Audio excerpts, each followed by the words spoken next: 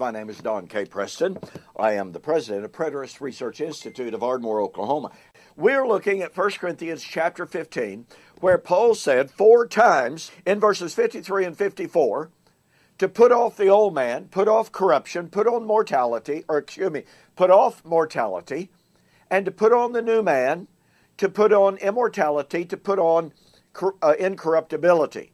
I'm sharing with you that those motifs, those themes are very common in Paul in passages that have nothing to do with putting off physicality.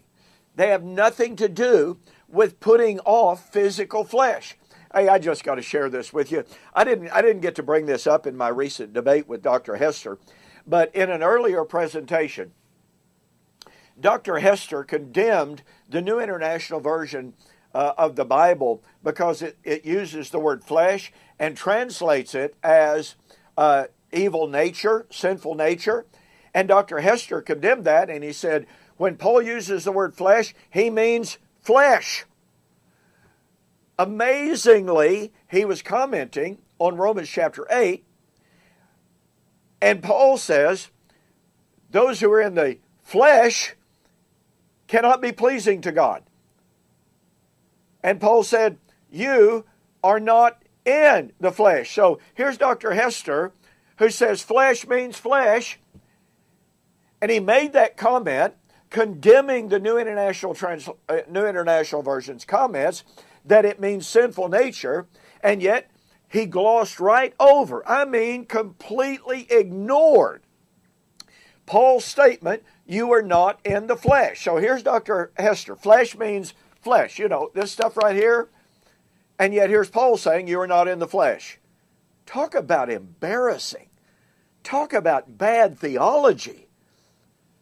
You got a man affirming that flesh in Paul means this stuff, and then you read a text, you're commenting on a text in which Paul, no less than 4 times, says you're not in the flesh cannot be pleasing to God, do not live your lives according to the flesh.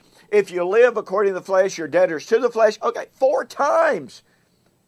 Paul uses the word flesh in a way that absolutely cannot refer to physicality, and David Hester, after condemning the New International Version, completely glosses over that. Well, he used that same kind of illogic, horrible thinking in our debate, as many of you has commented. Well, I just had to throw that in there. I just found it more than amusing because Dr. Hester believes that 1 Corinthians 15 is about the resurrection of what? The flesh.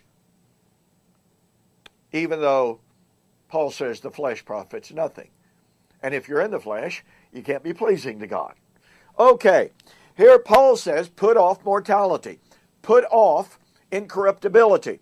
Now, I shared with you in the last video about how Paul uses these identical motifs in other passages that simply cannot refer to human flesh.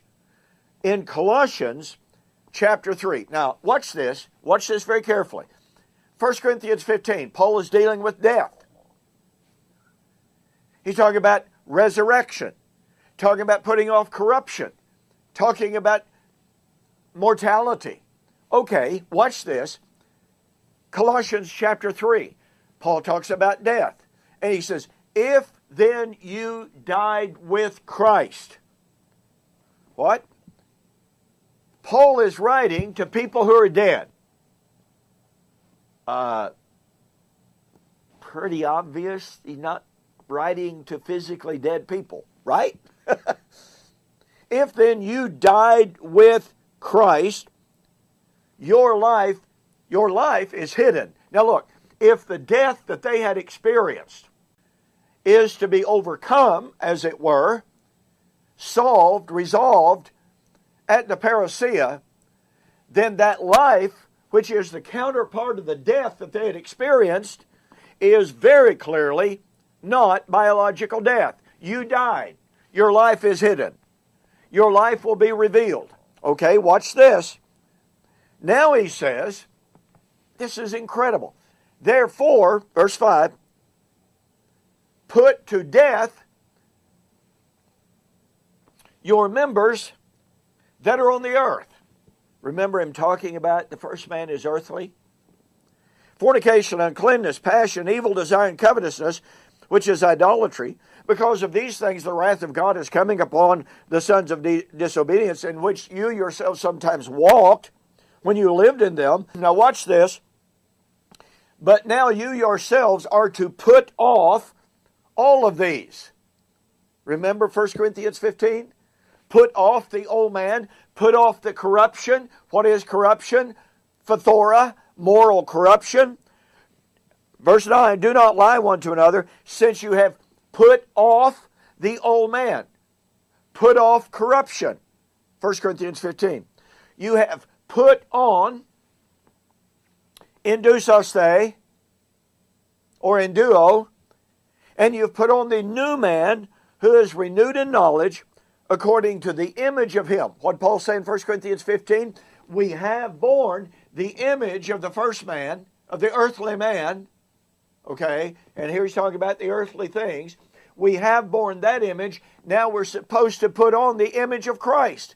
Folks, again, these are exactly the same elements, tenets, and motif as found in Colossians. But is it not more than abundantly clear that in Colossians, Paul is not talking about, number one, biological death. Number two, when he says put to death your members that are on the earth, he is not talking about putting the physical flesh to death. He is talking about putting to death the old man, just like in Romans chapter 6, buried with Christ by baptism, raised to walk in a new life. If you were buried with him to destroy the old man of sin, the body of flesh, that's what he's talking about in Colossians. That's what he's talking about in Corinthians. We are talking about here a moral revolution, a moral transformation, a change of worlds, a change of standing, not a change of substance. There is no difference.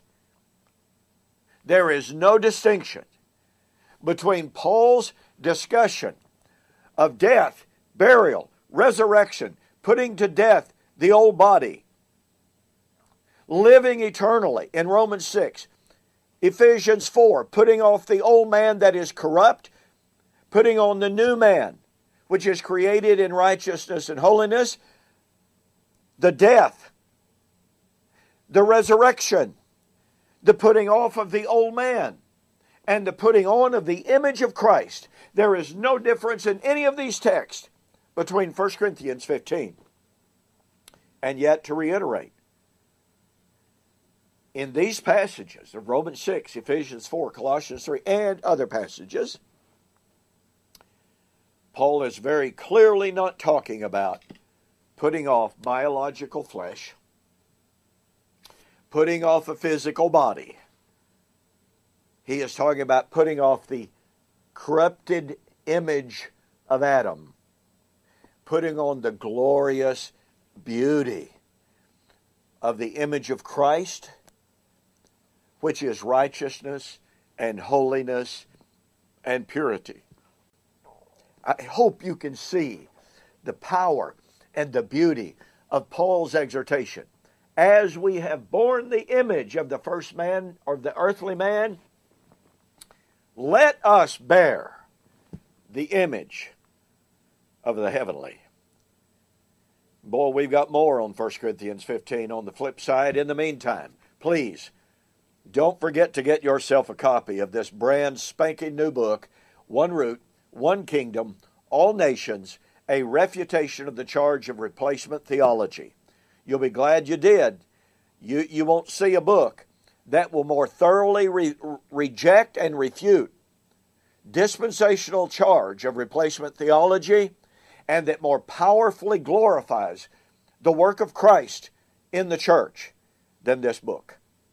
In the meantime, we'll see you on the flip side.